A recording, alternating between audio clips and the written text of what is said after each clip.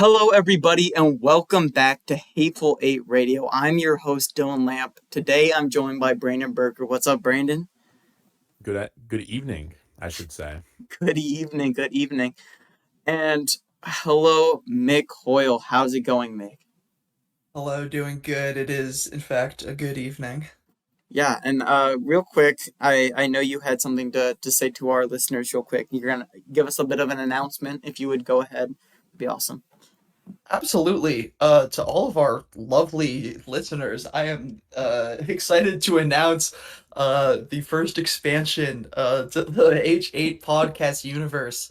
We're going to be starting H8 Off the Record, hosted by yours truly. Um, so for those listening, give you the quick rundown. I want to start a little album listening club where we can just get together on a pod, talk about some music that we really like. Just like have it be just nice chill conversation. And yeah, it started off in the H8 universe, but taking it in a little different direction from sports. I'm excited for it. How it's gonna work, gonna be pretty simple. If you're interested, hit me up. I'll also be sending a message, in our group chat. My one request for this podcast is that if you want to participate, which I highly encourage, you do got to bring an album to the table. This is, active participation in this podcast.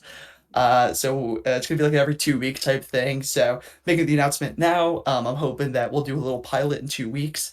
Have a have an album ready. Be ready to listen to some other people's albums and come with some thoughts. It'll be fun. Just a nice, cool way for us to chill, talk about some stuff. As great as it is to talk about football and sports, we've also got, I know some music heads, some other, other fans of things. So I'm excited to dive into this. So yeah, H8 Off the Record coming to you pilot in 2 weeks. Looking forward to it, Dill. That's awesome. I'm really excited. We, as you said, it's fun to talk about sports, but we all need a bit of refuge when our team's playing like dog shit. I think this is gonna be real Mhm. fun. So yeah, I encourage Yeah. everyone that's More listening. info on the way. Yeah, more Yeah, info on the way. Look for a text. But yeah, yeah, I 2 weeks from encourage. now. Yeah, I encourage Yeah. everyone who's listening to reach out to Mick if you're interested. Um, bit of community building. I'm excited to what it can build into. So shout out. Moving on, we're Shout gonna get out. right into it. We're gonna talk about some of the games of the week. Week 11, not week 12, week 11. Um, and I don't know, we had some big games. First, I'll just start it off with the game between me and Enzo. That was to sort of determine who was going to be first in the league, I believe. Um, Yep. I believe I would have been first if I had won that game. So, spoiler, if you weren't paying attention, I lost. 127 to 120. This was a brutal game for me specifically. I mean, um, obviously nothing's guaranteed, but it hurt me in my soul because, you see Josh Jacobs get hurt in like the first quarter and he only put up 4 points. One of the key pieces on my team gets hurt and that's brutal. We're still looking out for injury notifications on him. He did not participate this Wednesday, um, but still questionable, still expected to come back. Um, but if not, it's next man up. It's Emmanuel Wilson, who I picked up off of waivers this week. So um, I don't know, very very big. What if? What's happening there for Josh Jacobs for my team specifically? But for Enzo, I mean Enzo's team is it's really like we were talking about it before the pod. He's put this team together through I don't know. It's put together by glue. He's dealt with these injuries, had to be a waiver wire warrior, and he's done so with I don't know. It's been beautiful. He had a good game by Derrick Henry. Um, Good game by Tet. Shout out one of his big pickups from the draft. I believe he's had him since the draft. Yes. Yep. Um, um, but one of these rookie gambles that he took that has really paid off for him, and I don't know. I mean, the rest of this game, I feel like on both sides we had a lot of underperformance, but that's sort of a theme that was sort of prolific throughout all of Week 11 for all the teams in the Hateful Eight. Um, so with that said, if either of you guys would have something to say about a different game of the week. Um, I'll tell you something. Let me tell you something. I had a trade with Enzo, worked out quite well for me, Mm-hmm. more so than I thought maybe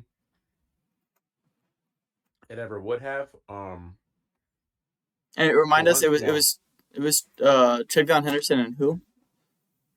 Trigo Henderson and Chase Brown for Jalen Waddle. Jalen. Yeah. Okay. Now that was a difficult decision to make. Jalen Waddle was kind of like in a team of inconsistency, mostly due to this stagnant Eagles offense. Like Waddle was kind of like a linchpin that like keeping things together. But I was like, you know what? I'm already bottom feeding. This could work out really well for me. It could not, but if not, like I'm fucked anyway. So, whatever. So big game out of Travion, 32 points out of Bro, 18 points out of Chase Brown, 27 points out of Trey McBride, and then kind of, middle of the road performances from everyone else. Vidal went down finally, but if for those of you who remember, that was a swap, I believe 1-for-1 with Dylan earlier on in the season, Mm-hmm. which turned out to be a pretty reasonable trade for the both of us. I thought we both came out looking better for it. I think Vidal has finally perhaps outlived his usefulness. But shout out to Bro. He brought a little bit of light to my team. And so yeah, I had a pretty solid outing this week. Lot to be happy about. And it certainly helped that, Alex's team laid an absolute shitter. Um, Justin Herbert got spanked by the Jacksonville Jaguars. Yeah. Always wonderful to see Mr. What If fail miserably. Um, Oh, the goat. and a lot of Alex's like sometimes they're good, sometimes they're not players. Pretty much Yeah. all of them were ass. His tight end was terrible. Quinshawn Judkins put up a pretty bad performance.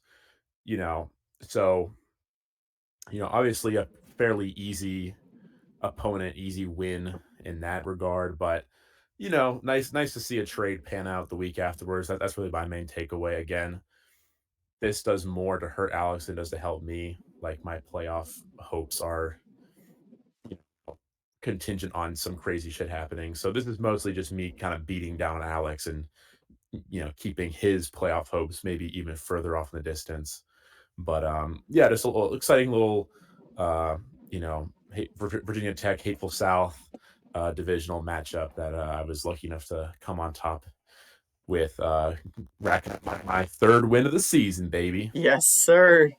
I wanted to say real quick, I feel like your team has sort of become like you guys are second half warriors in this season, and like kind of wreckers for a lot of teams. Where like obviously Alex was looking to have a bit of comeback, and yet you hand him his seventh loss on the season, um, and I mean your season could have easily have ended, I believe, this week, playoff hopes wise. But they Yeah. are in fact still alive post this week.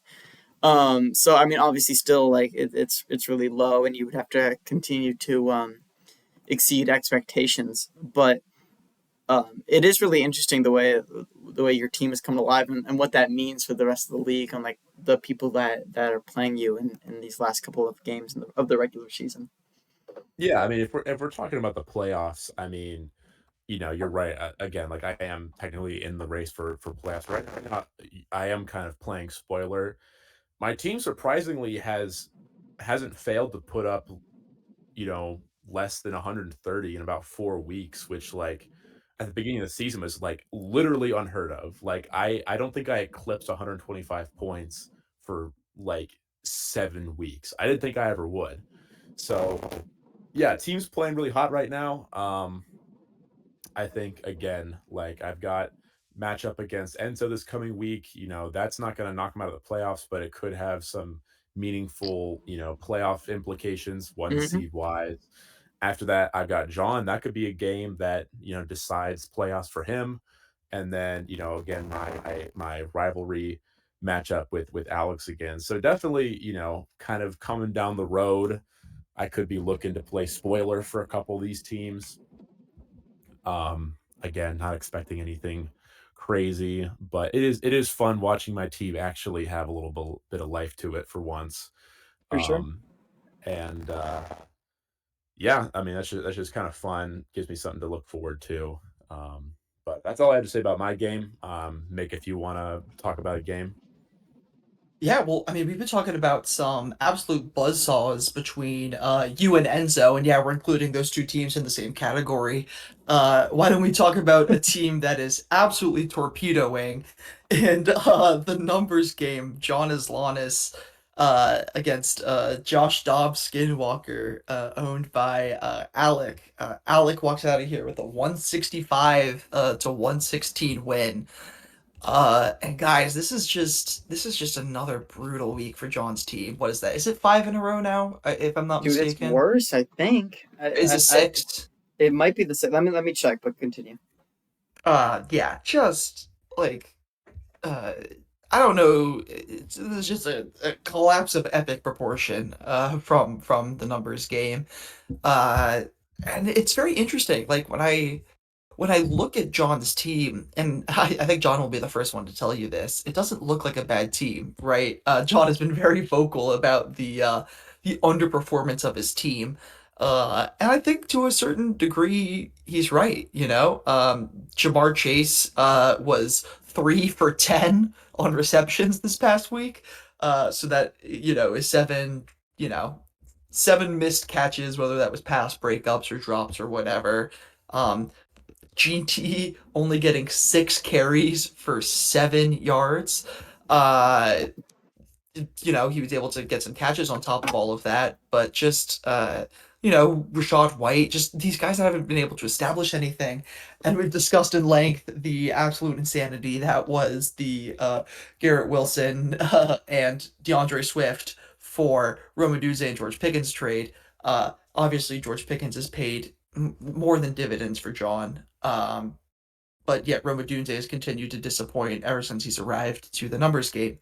This was a guy that John was plugged right into a starting lineup that just hasn't had a good, he's had one okay week for him and two really not so good weeks.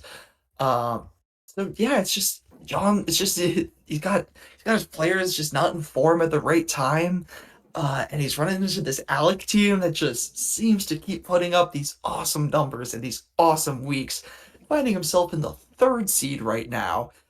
Truly unbelievable stuff from Alec. Let the record show, I'm putting this also on the podcast, that Alec texted me and he said, "Dang, the waiver wire's looking kind of thin." I said, "Kenneth Gainwell can probably do a job for you this week." And what did Kenneth Gainwell do? Turn around and put up 29 and a half points. Goddamn. So Alec, you can slide me the money whenever you're ready. Um, That Venmo but about to hit your line, crazy that style. that hit line like crazy. No, this dude was just furloughed. He has no money. Shout out the government shutdown. Um, but I really want to point out the tandem of flex players for Alec that got him Debo Samuel and Jameson Williams that got him like 40 points. Really good stuff from him. Really good stuff from Alec. This is a team that I think is gonna kind of hang in there really quick.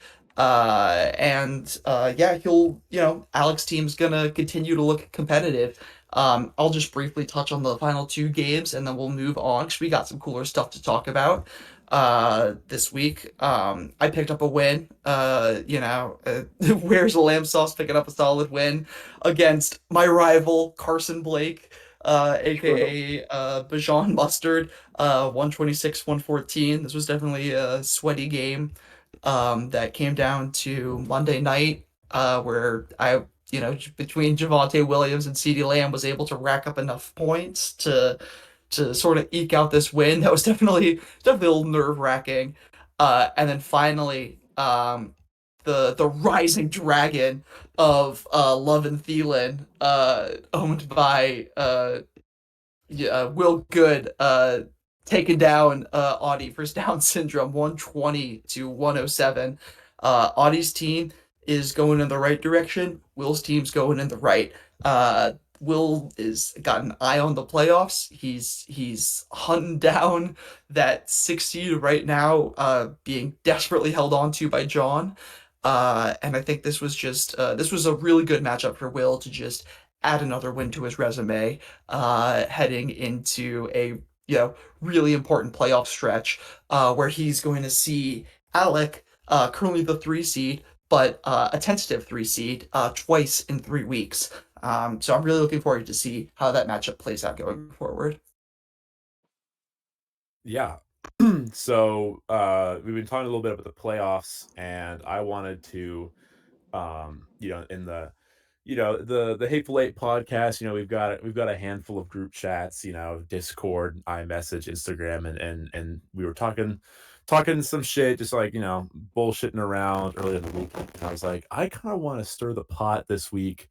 Playoffs are coming up. I want to maybe make some narratives that are just going to ruffle some feathers, just spice things up on the pod. Sometimes things can get a little stale. So today I want to talk about a little segment I want to call Contenders or Pretenders. We're going to get the current 6 playoff teams. That will be Enzo, Mick, Alec, Dylan, Audie, John, in that order. And we're going to talk about, do I personally think they are a pretender or a contender? I'll give my reasons. We'll kind of just kick it around. Don't necessarily have to come to a consensus, just trying to see what everyone thinks. And fair warning, I am leaning more towards pretender than contender, but there are a few ones I could go either way on. So we'll start it off with our current 1 seed, which is of course Enzo. Now, there have been a lot of things said about this team. The main critique is, well, let me just get into his resume first. So this team is pretty stacked top to bottom, I would say. Bo Nix has been having a sleeper good season. He's the number 5 QB overall. He's got Derrick Henry. He's got Rico Dowdle. Rico Dowdle has been having a pretty amazing breakout year. Emeka Egbuka, great rookie pickup. We were talking about Tet earlier. Tet has been a great pickup for him. Obviously, I hate Rashee Rice. That's probably, like, funnily enough, his weak point. But I mean, this team just has great, starting players top to bottom. The bench is fairly thin, but come playoffs, there's not a whole lot of buys. That's not something you have to worry about.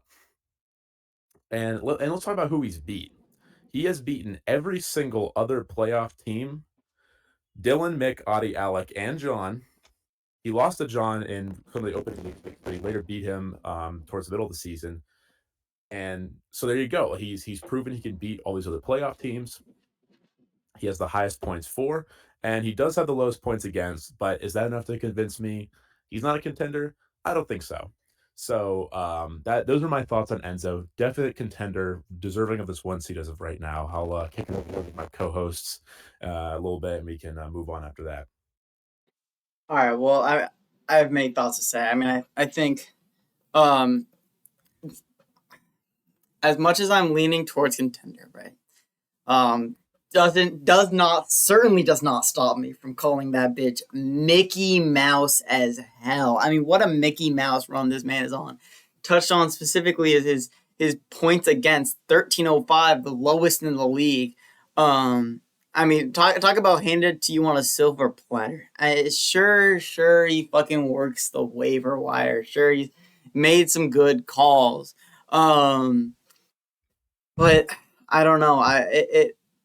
I look at him as a GM, and I just him as a person, as a culture fit, as someone, and it hurts me inside that like he's performing as well as he is. I don't know.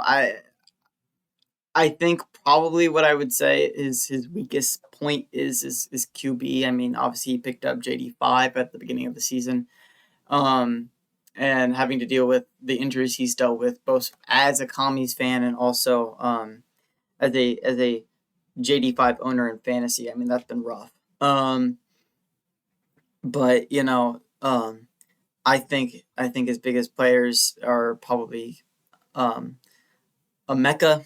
I think he's played really well for him. Jalen Waddle was a really good pick. I think that was a real win-win trade for both Brandon and Enzo with the Jalen Waddle for Chase Brown and why am I blanking on the other person? Not important. Um, and I don't know. I think Tet is also one of the best key players on his team. Even though Tet's a little boomer bust, he has a really high ceiling on that Panthers offense when Bryce Young decides to ball out.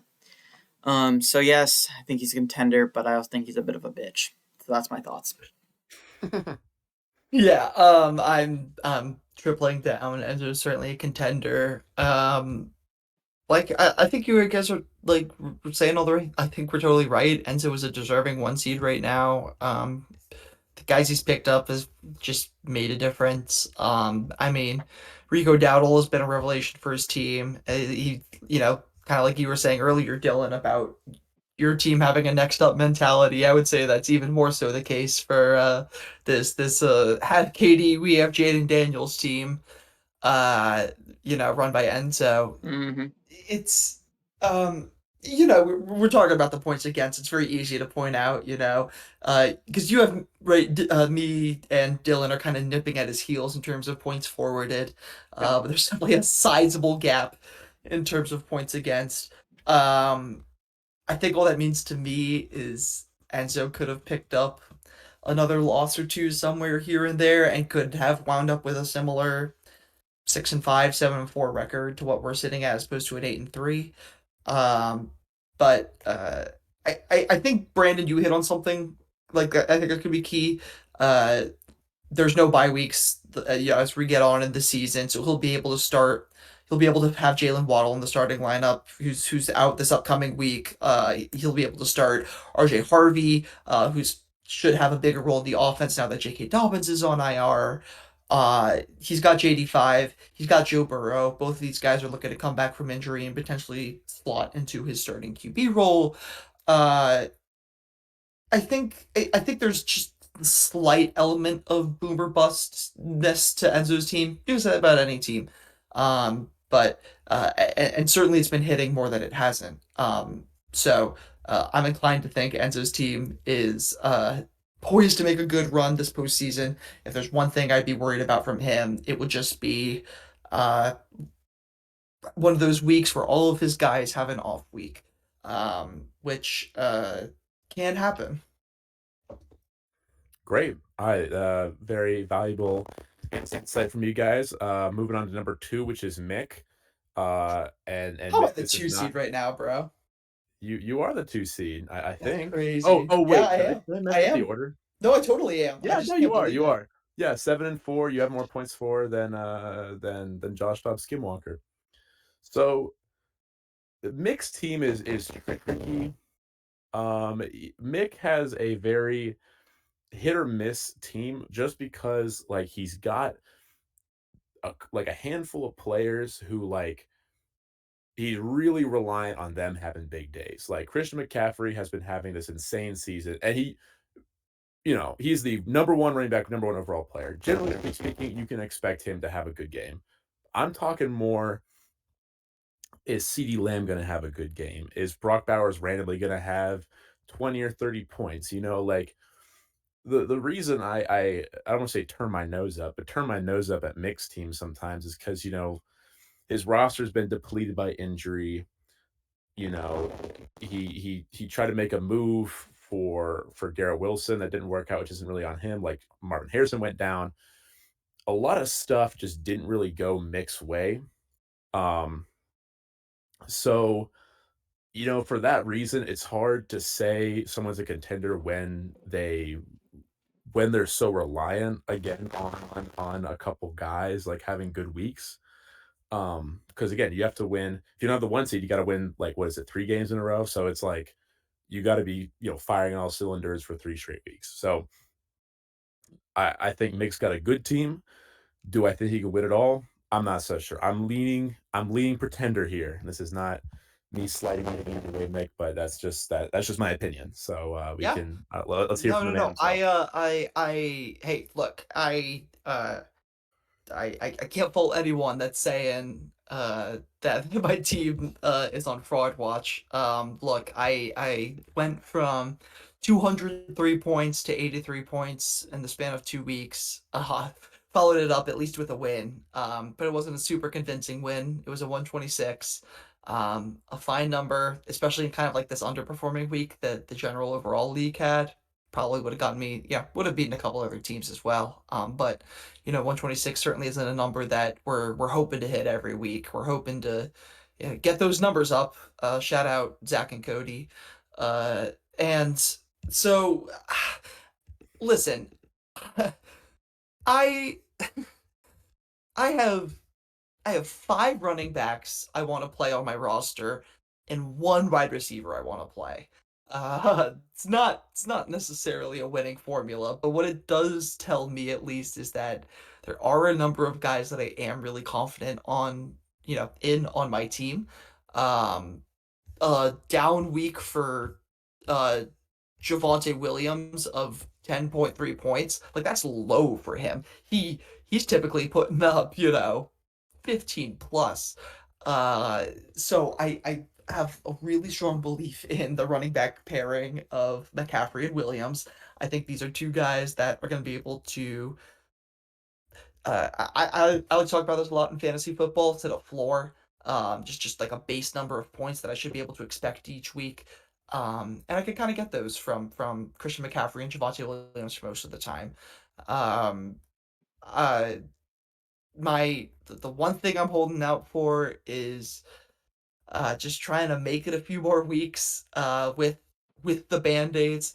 I just picked up Alec Pierce on waivers. I have big faith in him.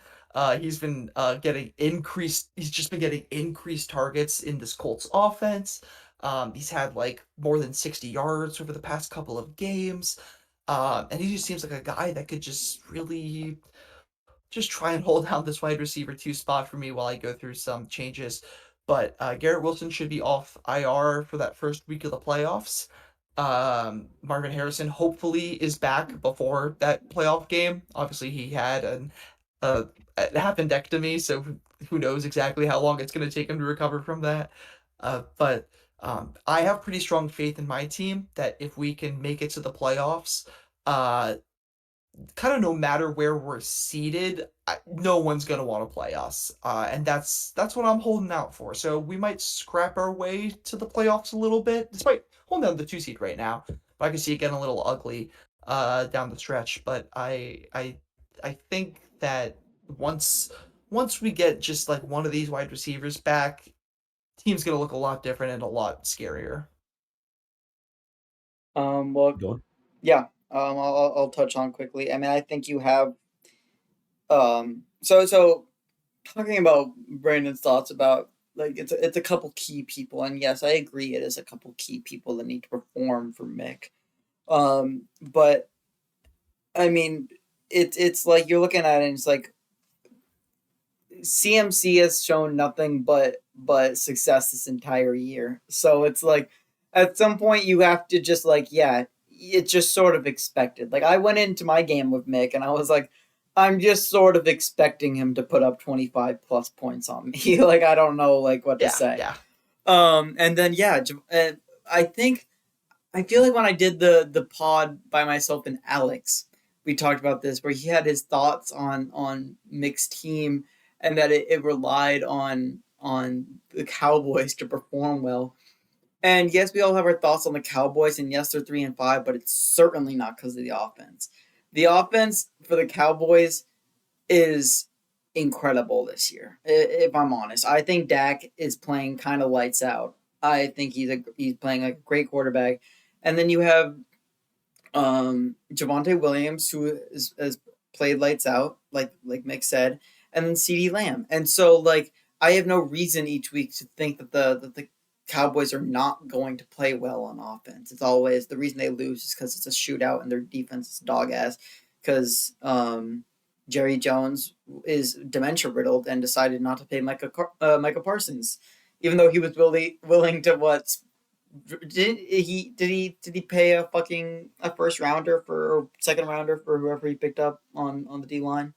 What was that about? Correct. First round pick for Quinn Yeah, Williams. not Who, willing by to. the way, Quinn Williams looked awesome in his first game for the Cowboys. So shout out Quinn Williams. And that's awesome for him. I just don't know why you're It's not not Micah Parsons. you're not willing to pay Micah Parsons, but you're willing to pay a first round pick for Quinn Williams. That makes a lot of sense. But we're not here to make fun of Jerry Jones. We're here to decide on whether we think Mick is a pretender or a contender. And as much as it pains me to say this, but as it is good for the South, I think Mick is a contender.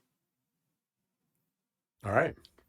Well, let's move on to someone that I feel more strongly about. And I'm really sorry to say it like this. I'll try to keep it more PC. But 3 seed Alec. Alec, really against, I don't want to say against all odds, but we were all making fun of his like you can't even call it an auto draft, because an auto draft wouldn't have done what he did.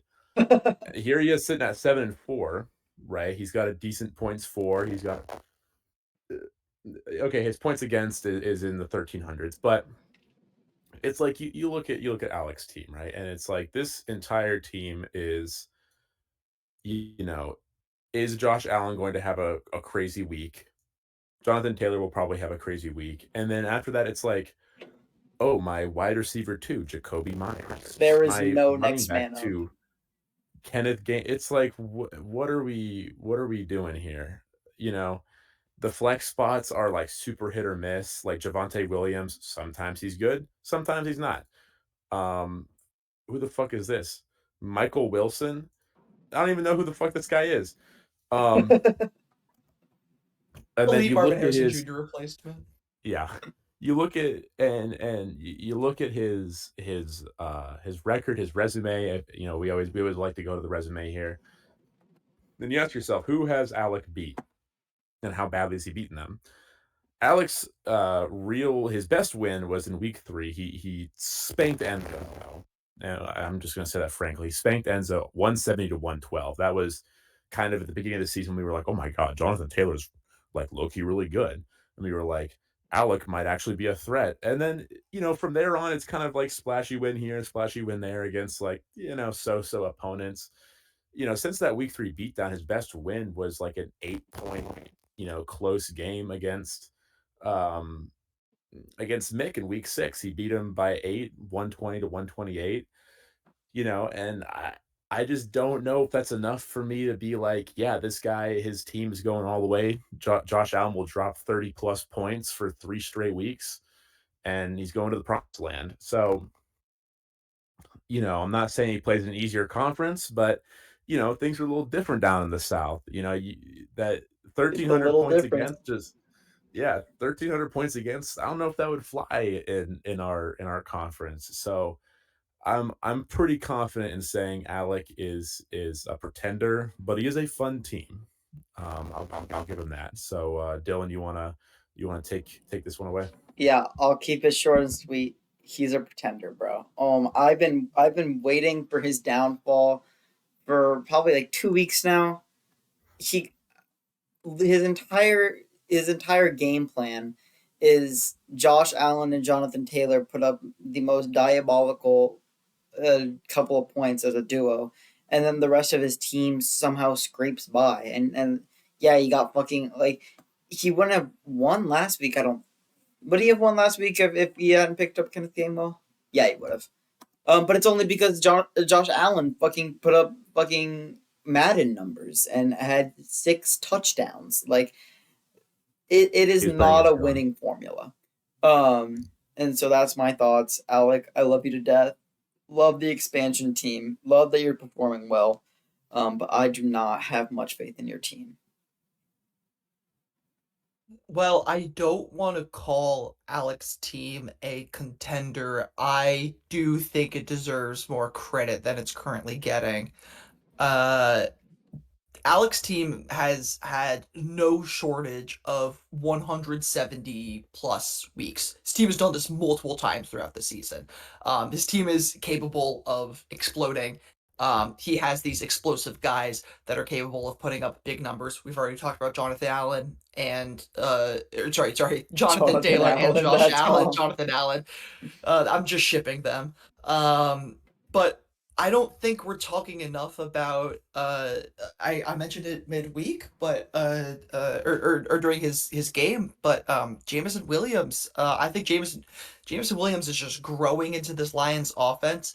The past 3 weeks, he has put up 16, 23, and 20. Followed by he had an 18 game before that before he was hurt for a week.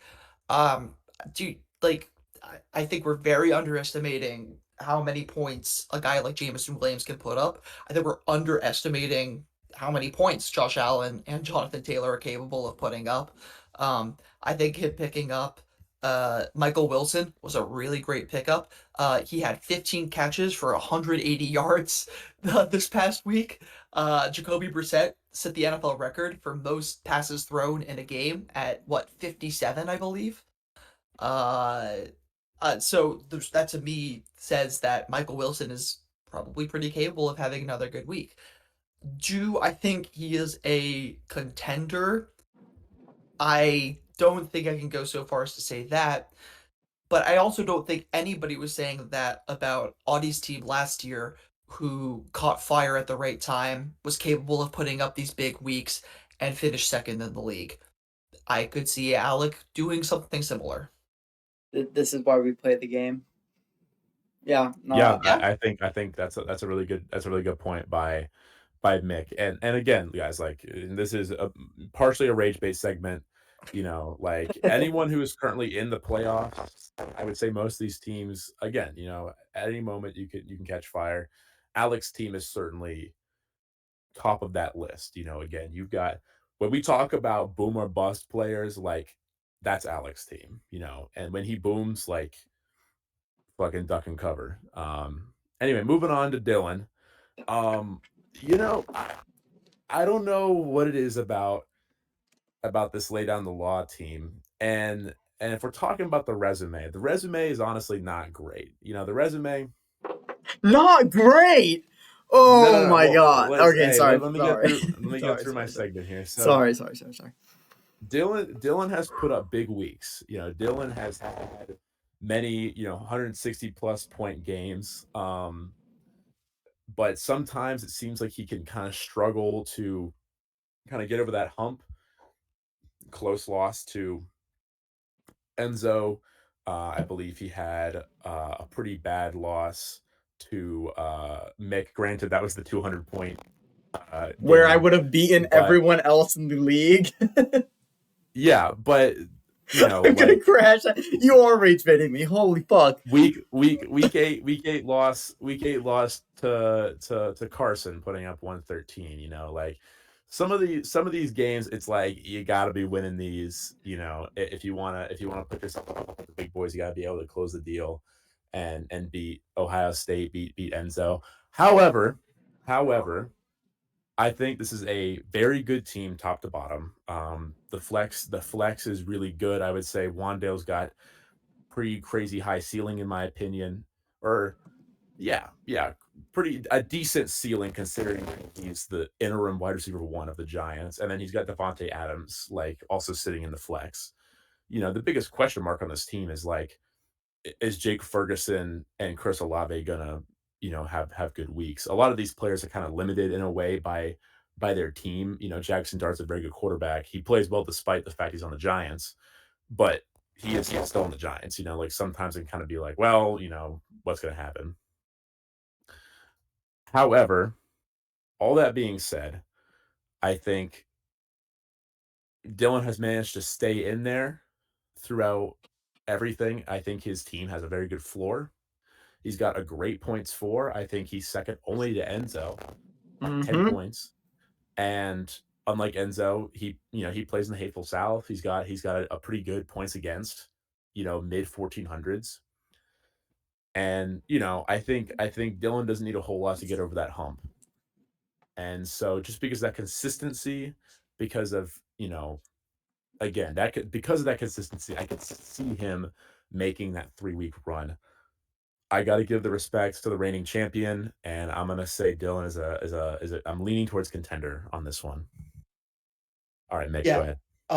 I like as you know, much as it hurts me to say, there's not another roster that I'd rather have more in the league currently. I think in terms of just like you were saying, Brandon, just pure consistency.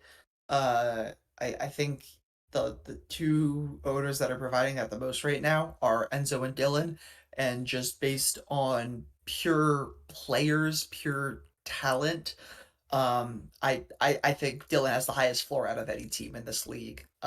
If I'm gonna go so far, Brandon, as to say that if someone asked me to pick my champion this week, I would have to go with Dylan for the repeat. The Ooh, tears to bold my prediction. eyes. That makes me want Bold to cry. prediction.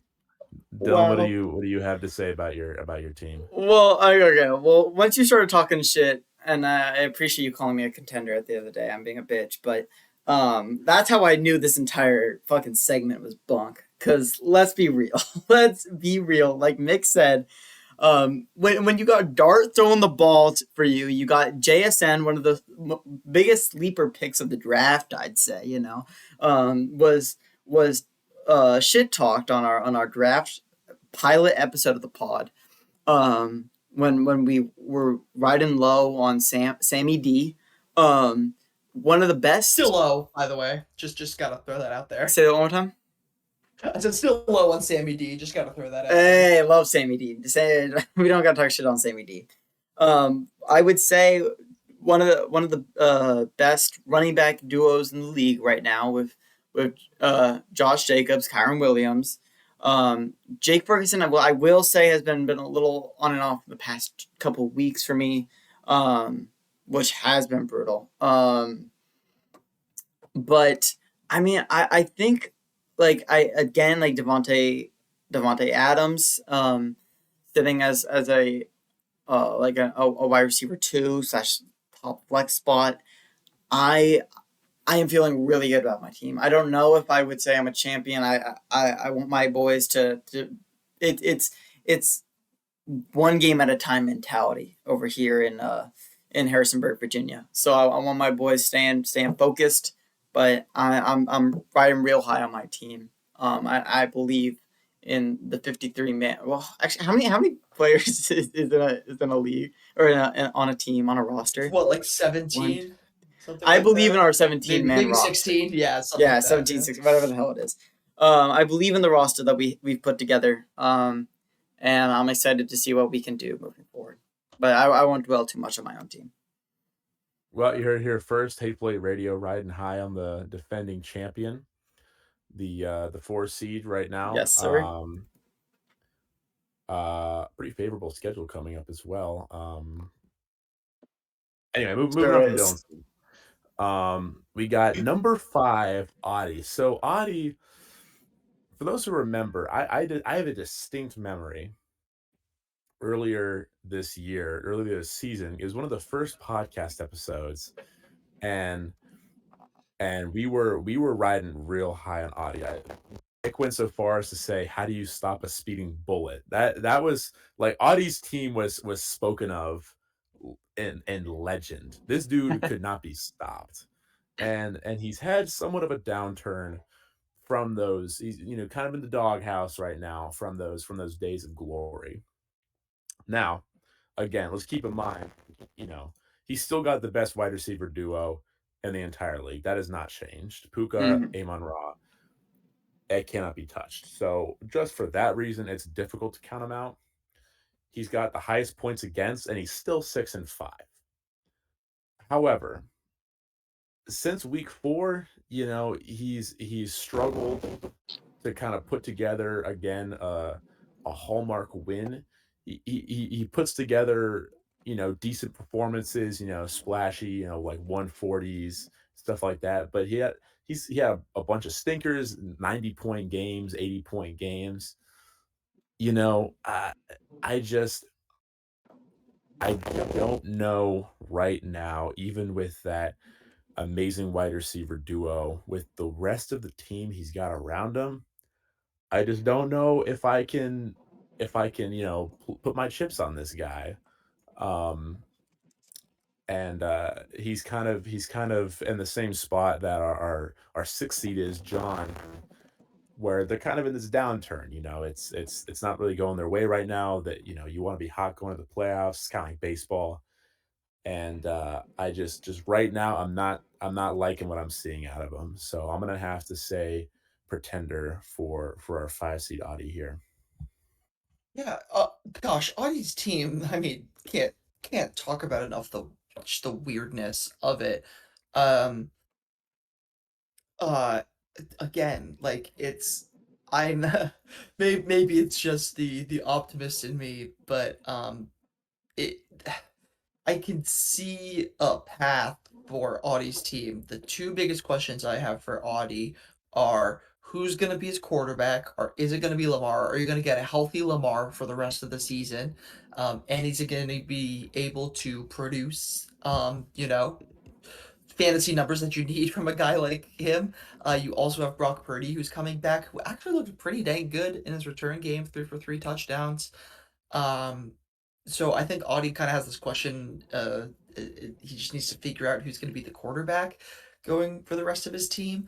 Um, and then the running back situation. It doesn't take a genius to like question the running backs on his roster with the current guys being Alvin Kamara, Aaron Jones, Kyle Monangai, rookie out of um, Chicago, and that's it.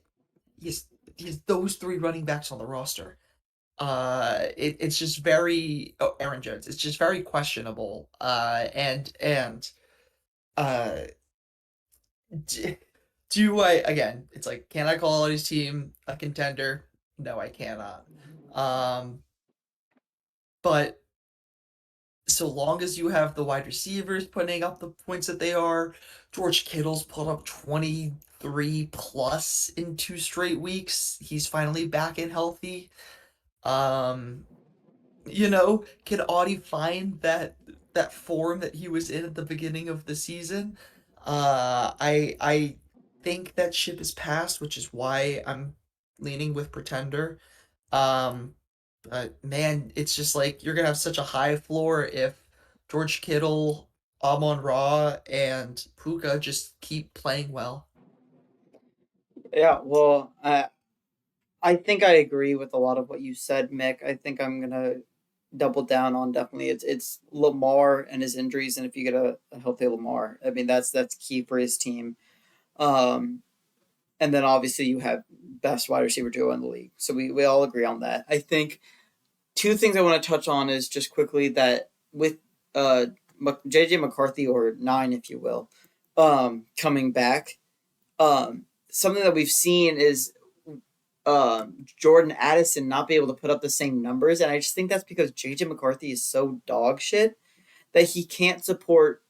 Well, he can barely support Justin Jefferson putting up good numbers, let alone the wide receiver two on his team, Jordan Addison, to put up good numbers as well. And so I think that's something that has been big for Audie's team. I was really high on Jordan Addison until JJ McCarthy came back, and then it's things have started to fall apart. And secondly, um, unfortunately for him, DK Metcalf has seemed to sort of have a second half of the season slump, which has just been a little brutal for his team. So, yeah, I mean, I think the real question for Audie is: do you get a healthy Lamar, and if so, can three people carry your entire team? Because that's what, like, um, unless changes occur, that seems like that's what's gonna need to happen. Yeah. Um, and last up, barely clutching that six seed at Barely. 5-6. tied with in record with Will, but still eking him out with that points for. We got the numbers game. Yeah, I just want Uh, to yeah, emphasize barely. I mean, dude, he's on the cliff right now. I mean, I have never seen a fantasy football team hanging on by a thread more than the numbers game. The game that may I add? Sorry, I'll keep it brief, but may I add? Sent in leaked in quotes leaked audio of his locker room earlier this season on the pod, riding high, talking shit, fucking popping champagne in the locker room. I mean, this guy was on cloud nine. Look where he is now. So I mean, this was a real coming to earth moment. But yeah, I go on. think for and I don't want to beat a dead horse. I don't want to kick a guy when he's down. However, I do. there is something sweet thinking back 5 or 6 weeks. I think John was sitting at 5-1 at that point, maybe 4-1. He was top of the league, and he let us know. He let the whole group chat know. He was talking about this was his year, and hindsight's 2020. We're now on a 5-game losing streak. I'd say we briefly touched on this earlier, and we'll try to keep the John stuff brief, but again, underperforming team. I'll give him that. But hey, I've got an underperforming team too. But you don't hear me bitching about it. Like I, you know, Especially, I mean, and you're in the and South and too. might I say, and I'm in the South, yes, and might I say, time I have personal experience with this guy. I have offered John many trades, many favorable trades that actually probably would have won him at least one of these 5 games. Five, count them, five. How many fingers do you have? Five losses in a row. In a row. 5 straight losses, as a matter of fact. Different opponents, different bye weeks, same team you know, and he did this blockbuster trade with Mick, who and it was a toss up trade on paper. I think he came out on the right side of it, and he's still fucking losing. You know, so John, I have no sympathy for you, dog. Keep talking your shit. If Will takes your playoff spot and you're stuck in the toilet bowl with me, guess what, buddy? I'm wiping the fucking floor with you. All right. Get your Instagram profile picture ready because you're a Woo. fucking pretender, dog. You picked up Ricky Pearsall. All right. Yeah, Enough said. all I have to say, pretender. All I have to say, Mick, I'll lead it on to you. Yeah, I mean, gosh, this just feels so mean, but it's not like John is nice, so I can't feel that bad. But it's just like again, being the optimist, I can talk myself into parts of John's team or whatever, right? It's like he's had this really weird Bucks running back situation that maybe finally he something goes his way, right? And Bucky Irving gets healthy and reclaims the job in the backfield, or Rashad White somehow manages to outplay a Sean Tucker. Maybe a guy like Roma Dunze finally remembers how to catch a football. Maybe David Montgomery kind of reclaims his place at the offense. But I think ultimately what you're hearing is just a lot of what ifs. And the only thing that's fact right now is that John is on a 5 game losing streak. Uh, so certainly a pretender for me. John, once you win a game again, you can start talking, but until then, have fun in the toilet bowl, big man. Yeah. So that concludes our first rage bait and intended segment. I hope you guys enjoyed me crafting up these narratives. One narrative we're really trying to push down here. Now, granted, all three of us are in the hateful South, but we've really been trying to get on this hateful South is more difficult to plan narrative. I really like that one, so we're gonna try to keep It's not a pushing that narrative. next Yeah, week. it just means Yeah, more of the South. It just means It yeah, more of just the means South. more. it really does, and I'll cook up some more stuff that's sort of piss everyone off who listens to the podcast next week. So stay tuned for that. So I know we don't talk a whole lot of college ball in this podcast, but there have been some interesting developments for the teams that we on the pod root for. More say on the JMU side than the Tech side. So you guys can go first if you want. I'll keep my thoughts on my team pretty brief. Yes, certainly. I can, you know, just briefly touch on the status of JMU football and everything. Um, Look, right, Dylan and I being JMU, either alum or future alum, Lord have mercy. you know, we're pulling for our team. We're look, we're 9-1 this year. Our one loss has come to Louisville, who has been ranked as high as I believe 16 this year, maybe 15. This is a good Power Four team. I know the ACC is a little not the ACC this year, but regardless, this is still a team that's been ranked in and around the ranked conversation, and that's our only loss. Sunbelt's a little rough this year, so despite us doing our job and taking care of the Sunbelt, getting all these wins we need to, the latest college football playoff bracket has come out, and USF, who was ranked ahead of us and lost to a good Navy team, let it be known, uh, you know, lost their spot in the group of five standings for another American Athletic Conference team, Tulane. Two losses. One of those losses comes to a UTSA team that is not very good. And it wasn't a close game either. Like it was a very handed win by UTSA. Uh, it's just really brutal to see a two-loss group of five team get ranked ahead of you when all you can do is just beat the team in front of you. But I'm sure Dylan will attest that's kind of all we can do at JMU is just continue to beat the team in front of us, and just if the committee wants to continue to leave us out, they're just gonna have to continue to answer really tough questions and sort of, I think, just continue to face this question and scrutiny that sort of always hovers around the NCAA, especially in terms of football. So that's kind of like the state of affairs at JMU, for lack of a better word. We've got our big games coming up are against Washington State and Coastal Carolina, plus a conference championship game. Um, we've got Tulane to worry about in the American. There's a one-loss North Texas team still sitting in the American. There's this Navy team in the American that's now sitting on two losses. Um, right, American is a good conference this year. But it's hard as a group of five team that feels like they deserve the spot to watch yourself continually get snubbed. Yeah. Well, I mean, Mick, I think you're speaking. You're doing well to speak in a like with a level head.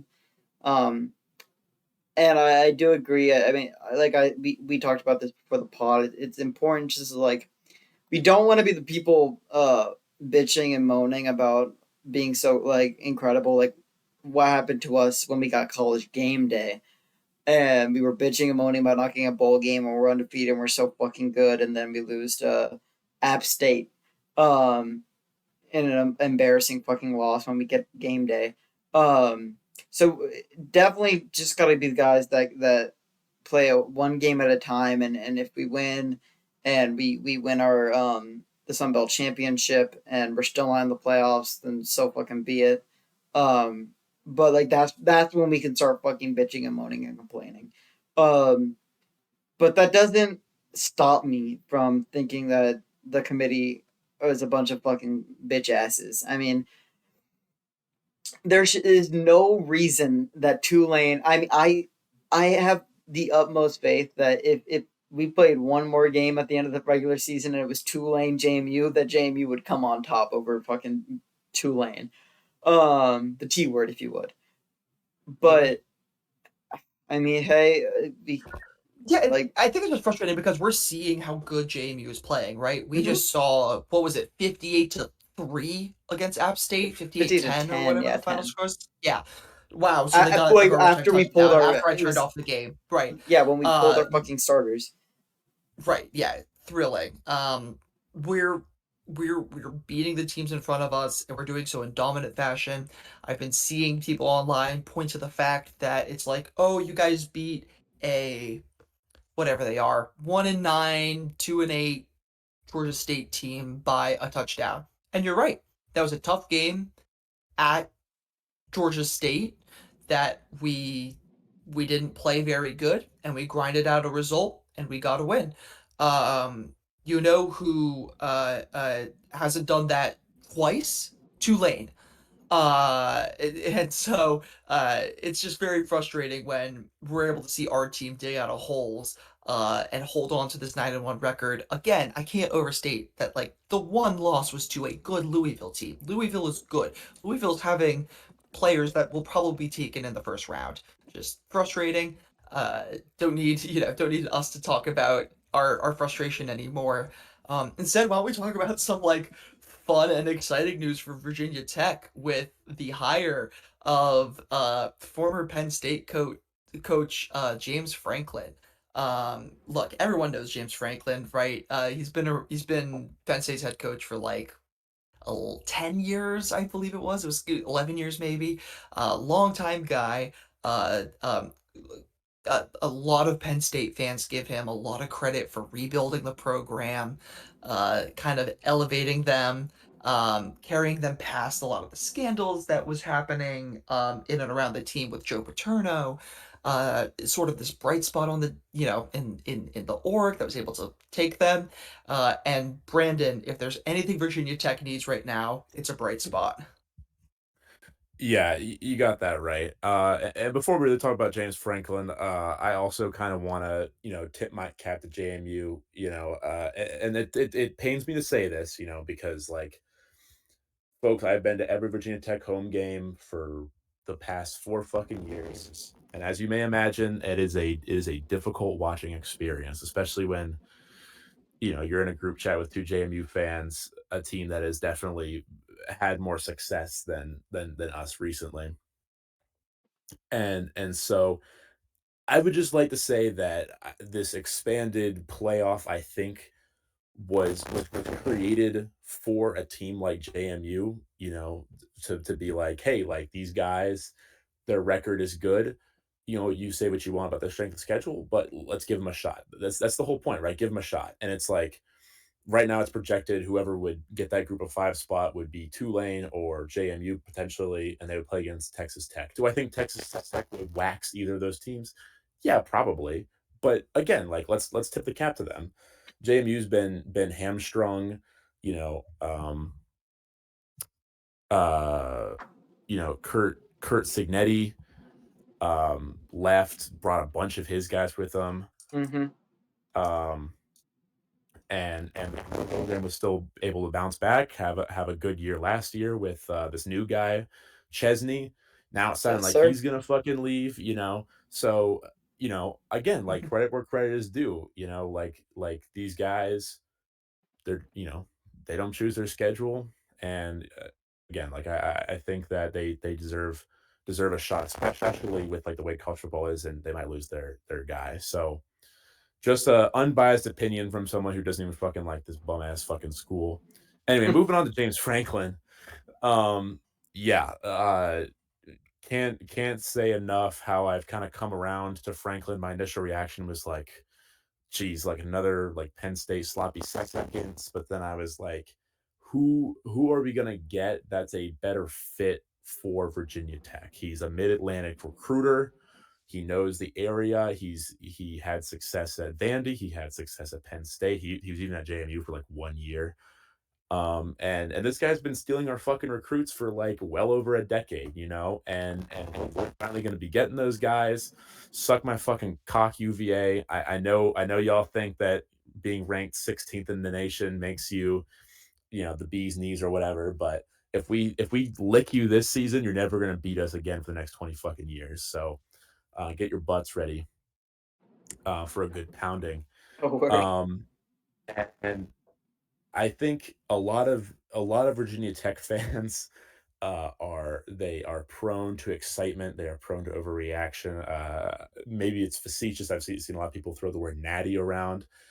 Um, I, I think we need to slow our roll as a program and just set our sights on, you know, the the future ahead. You know what I mean? What does the future hold? We need to be competitive in a depleted ACC as soon as possible. We need to start thinking about getting in a conference chip, winning 9 to 10 games a season at least. You know, being up there with, you know, the Clemsons and the FSU's, and you know, because very very soon the ACC is not going to be a thing anymore. I'm sorry, it's the truth. You know, and we got to fucking win now, because once everything falls apart, we got to land somewhere good. You know, and if we Hmm. don't, you know, we're pretty fucking cooked.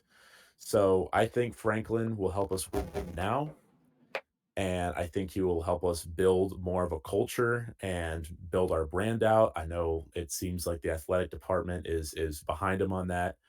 So definitely a really exciting hire. I'm cautiously optimistic because again, like, you know, It's if Tech you if football at you the end of the day. yeah, if you had to watch in person the past 27 Virginia Tech games, that, you know, in uniform as a member of the marching band, let me tell you, I have been permanently fucking scarred by this damn team. So yeah, Franklin, hope wish nothing but the best for you. You know, I got to see him today come out of his jet on the tarmac. Got to shake his hand. Seemed like a genuine guy, dedicated to our school. I'm really looking forward to the great state of Virginia being a football powerhouse, with the football school in the state actually being a football school again. I hope. So that's what I have to say about him. I'm not sure if you guys have any passing thoughts before we wrap up here. But that's kind of my opinion on the guy. Yeah, number one thing, Brandon, I think you absolutely nailed it, is like it can't be overstated enough how much how often James Franklin has been dipping into Virginia to take players to Penn State. And just now the fact that uh, he gets to recruit in state for an ACC school, you know, it's like just gonna make a world of a difference to keep Virginia high school players in Virginia. Like, there just hasn't been a Virginia program really like that. Like, yeah, sure, UVA football has been fine, and then you have, right, you have JMU and you have Liberty or whatever. But when you have like Tech, which, you know, they always kind of describe, and I do hate to, you know, use the words, but a sleeping giant. I do really think there's something there about Virginia Tech. And I think a guy like James Franklin, who's now going to be able to just, like you said, he's so good at recruiting in the Mid Atlantic, but just keeping those Virginia guys in state, telling them to come to Blacksburg, play in the ACC. I really do think it's gonna do wonders for you guys. And honestly, I think it's creates a hopefully what should be a really fun and intriguing matchup in 2026 between VT and JMU. Go Yeah, and Dukes. and yeah, sorry, and just briefly talking about that game, and we mentioned it earlier how, you know, the JMU head coach might get poached. You know, I don't know. I kind of hope he doesn't, just because I really want that JMU game to be a tone setter one way or another, a tune up game for Franklin. It's like, listen, if you want to be the real deal, like, you got to take care of business against like a very not a very good the perennial like Sun Belt, you know, runner. You know what I mean? Right, Like, and not only that, but just like an in-state team, yeah, you know, yeah, like just in like state. prove to everyone that you're the best football team in Virginia, Exactly. you know. Yeah, like spanking UVA every year. we just That's do a that. given. It's expected. Like when you go to Virginia Tech and you coach, you are expected to spank UVA. If you don't do that, you need to be fired immediately. But when it comes to a school like JMU, who honestly deserve to be in the playoffs right now, got to take care of business against them if you wanna be in the big leagues. So that should be a very, very America's game, if you will. I'm looking forward to it. Sorry, Dylan, you want to take us out here? Yeah, I sure will. Just quickly, I'll touch on the Week 12 matchups, and then I'll let y'all be on your way. Quickly, we have Lay Down the Law versus the Numbers game. Big playoff implications for the Numbers game, and myself trying to get a win after Which, a by the disappointing way, loss. just if John wins that game, you guys will both be at 6-6. By the way, But that won't happen. just so This is my get you back know, game. just so you know. By the way, yeah. Well, it won't happen, so don't worry. But quickly then we got Mick versus Audie, Carson versus Alex, Will versus Alec, which is a big game, and Enzo versus Brandon. And Brandon, I'm begging for you to play the spoiler, which you are projected to outscore. You're projected a 60% chance of winning, which is truly incredible. But I wish everyone luck in their matchups this week. Thank you all for listening, wherever you are, and I hope to see you next week. See y'all later. Set your lineups.